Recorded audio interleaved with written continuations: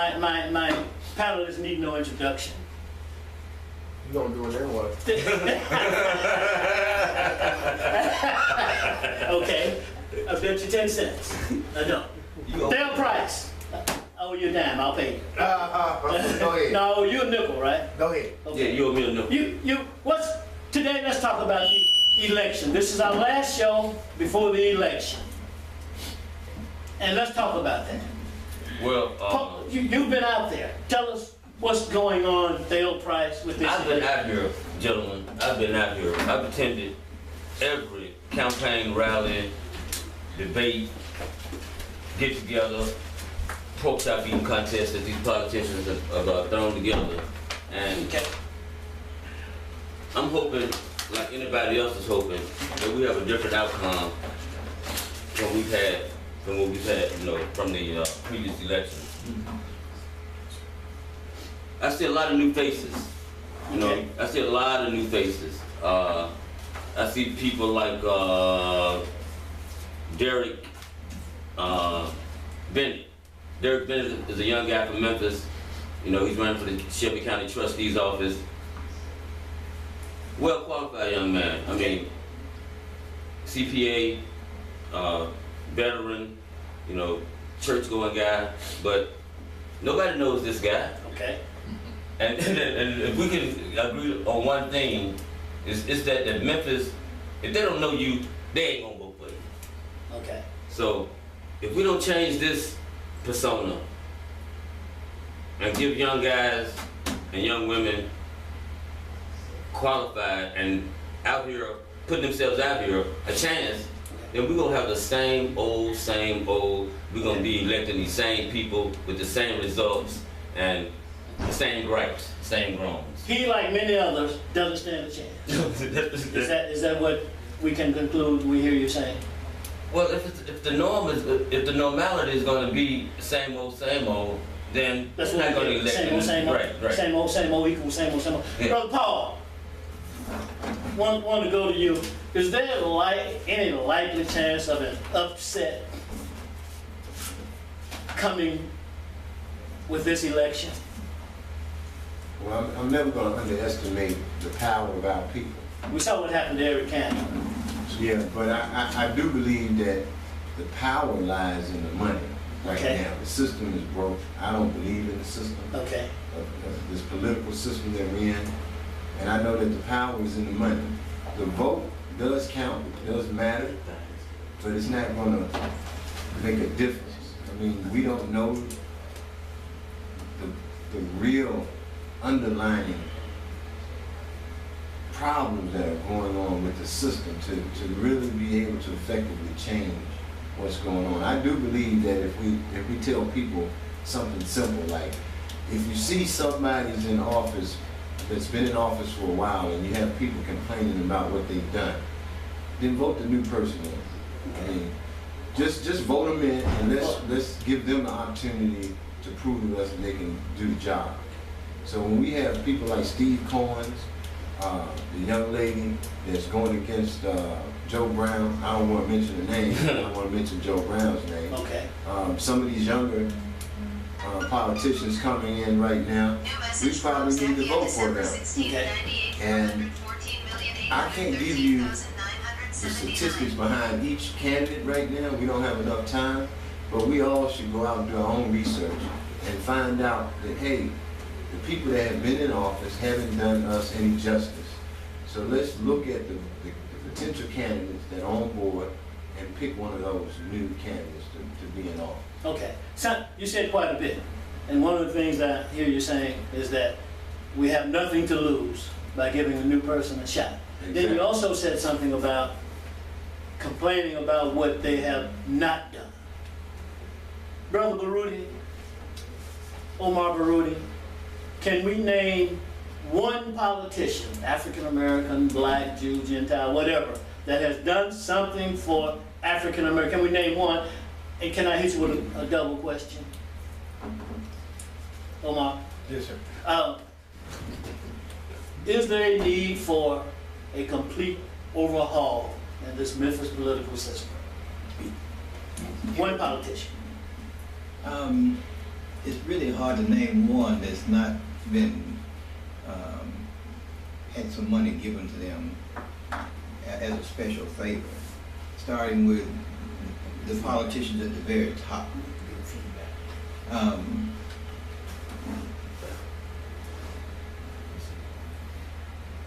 And I say start with the very top, including President Obama, who his hands are handcuffed.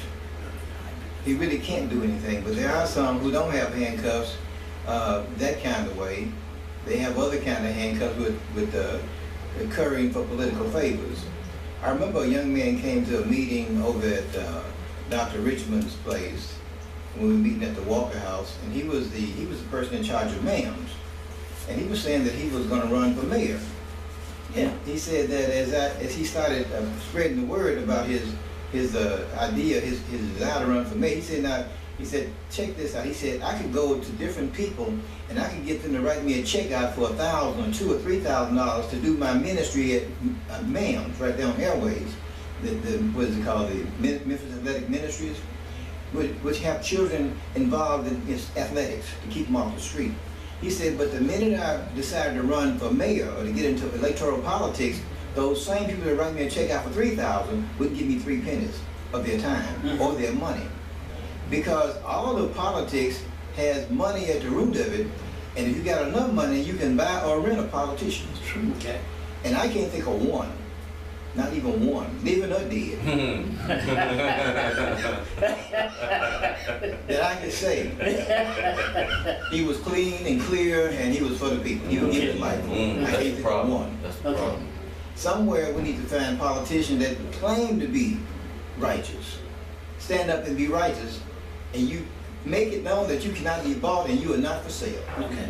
But I don't know of one. Okay. The other part of the question, is there a need for an overhaul of city council, the city council here in Memphis, Tennessee? A complete overhaul? You know, it has to be overhauled because politicians are supposed to be there for the benefit of the people. And if you got an unemployment rate in your city of 20, 30, and 40%, especially among black males, then what benefit are you for them since they put you in office? We talked about, you know, the declining economic system in the inner city.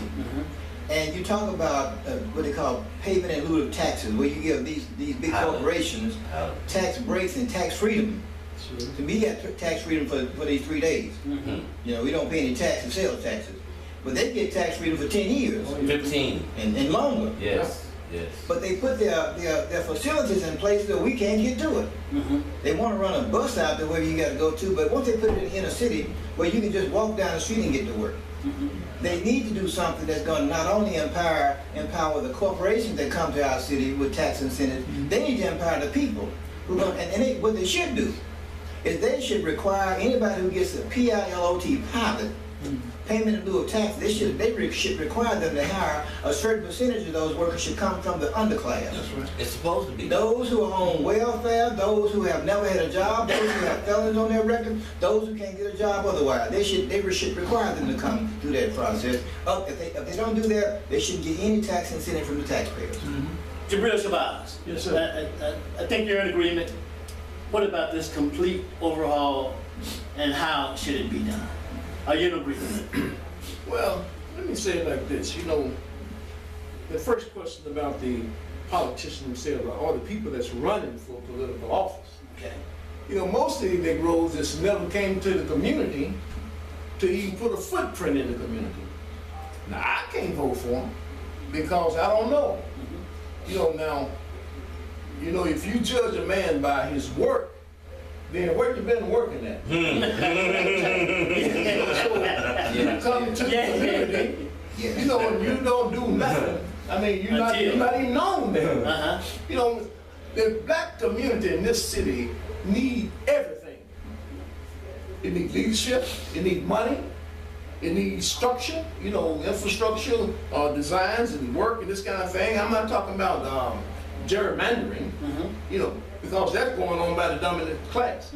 But we need a vibrant kind of community that's kind of self-sufficient like other communities.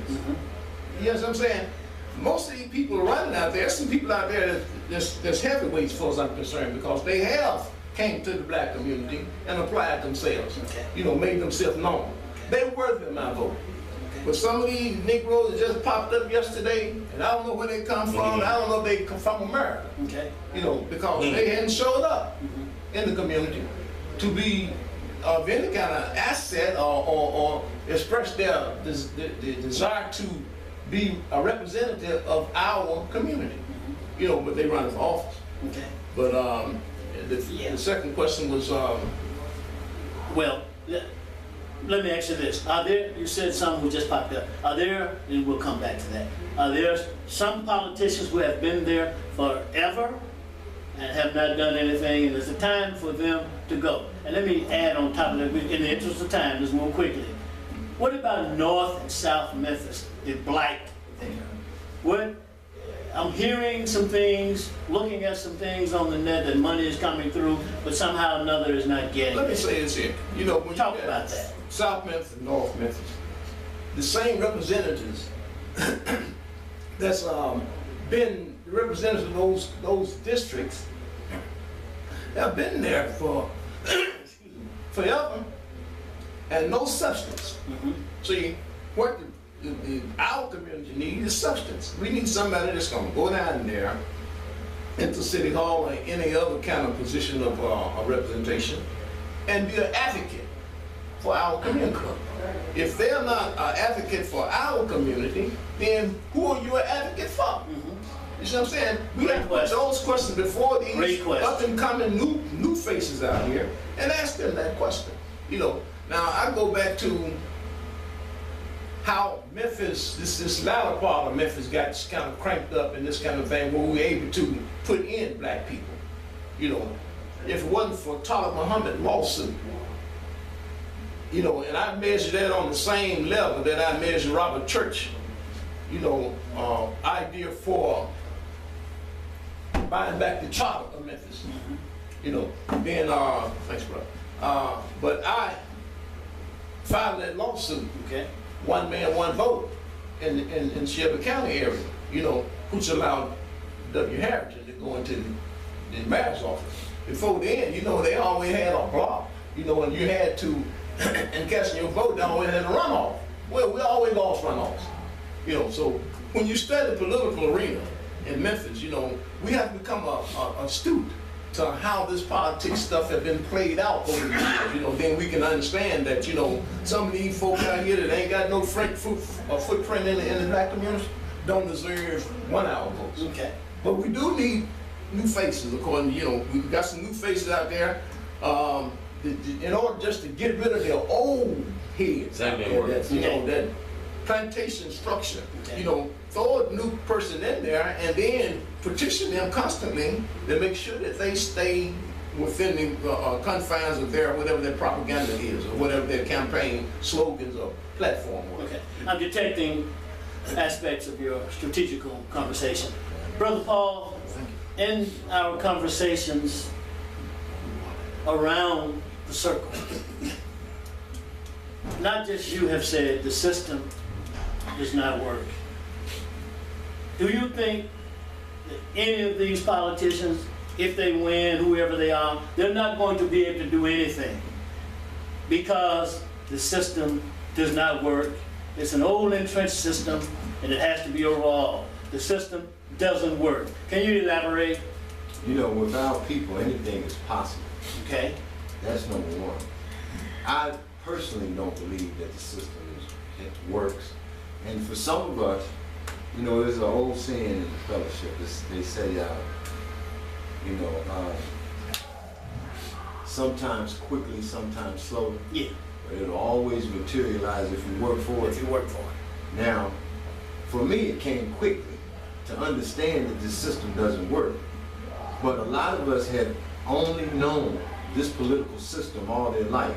So they're going to be a little slower at admitting that the system doesn't work for us.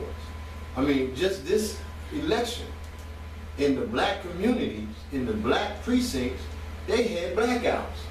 How many of our people know that in the black community, when we were voting, early voting, that 3 to 4 of our precincts had a blackout where you couldn't vote that day? So the system is set up for our failure, but we overcome things as we evolve as people, so it's not impossible. I just believe that it's time for all of us to wake up and understand that we need to overhaul, we need to change the system and stop letting 10 and 20, 15 to 20 years pass before we all decide that it needs to be done. It needs to be done now. The whole system needs to be done. And it's some of us gonna get it slower than others. But we need to recognize that there's some signs that are showing us that it doesn't work, and how much evidence do you need before you decide to get up off your butt and say, hey, it's time for a change. Okay. Omar Baruti, what about being proactive as opposed to being reactive? In other words, it seems like we get up at the last minute and try to bring change into existence. The election is Thursday, but is it time now to become proactive and put a program and process going forward to address these political issues in Memphis politics? You know, the only way that we as a people are going to survive is to be proactive. The way I live my life every day, and I mean every day, I am listening to somebody that's talking about the future of our people. And since it hangs in an economic and a political balance, I want to know what they're talking about and how it's going to impact us. And I don't just look at the politics and economics, because everything you do in life is political. They're talking about the Ebola in Africa. Well, Atlanta. And if you look at the Ebola in America, the HIV is another kind of Ebola, but they're killing it fast enough. That's all. Now they got a faster way to kill it, but it's all political. Because I believe that when they invented HIV, they also invented a way to cure it and a way to make sure that you don't get it, a vaccination against it. Right. The same thing with Ebola. I think that everything that we do is political. And I think that if we don't get a handle on the political aspects of our world, we won't be here. We're going to be politicized out of existence. Okay.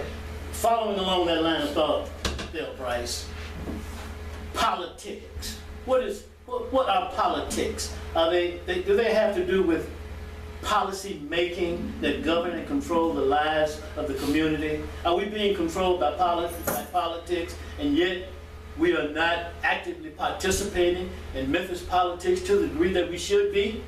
Tell us about that. You mean a pile of tricks? I like that. In many, pilot as in many. Come on, Phil. Regardless of what happens Thursday, regardless of who wins, who loses, if a significant change does not happen, then, and I keep using this word, it's going to be the same old. So we're going to have to empower our community organizations. Okay. We're going to have to empower any entity that's willing to work with the community, as the community, for the community, because these politicians are not working for these communities, because if they were, we'll have better results than what we have now. That's so true. So, once again, regardless of what happens Thursday, we got to look not towards our politicians for the answers, but towards our own communities. Okay. You know, we've got to look towards real advocates and activists that are out here that have the knowledge to go to these federal programs, to get these federal monies, you know, to get these city monies, to get the state funds, because nothing's going to change unless we start bringing some economic development into these communities. And how these politicians in Memphis, how that isn't working out for you. There's nothing going on here. Okay. So we must become politically knowledgeable, for starters. Jabril, is anything going to change? When's the next election anyway? After this? In November. In November. Yeah, that's the only one that's left in November will be the congressional office. and the national Senate seat. Okay. You know, those, that's what take place in transpiring now in November. Okay. What is your prediction for Thursday, and then talk about the following election after that? Well, you know, I imagine some of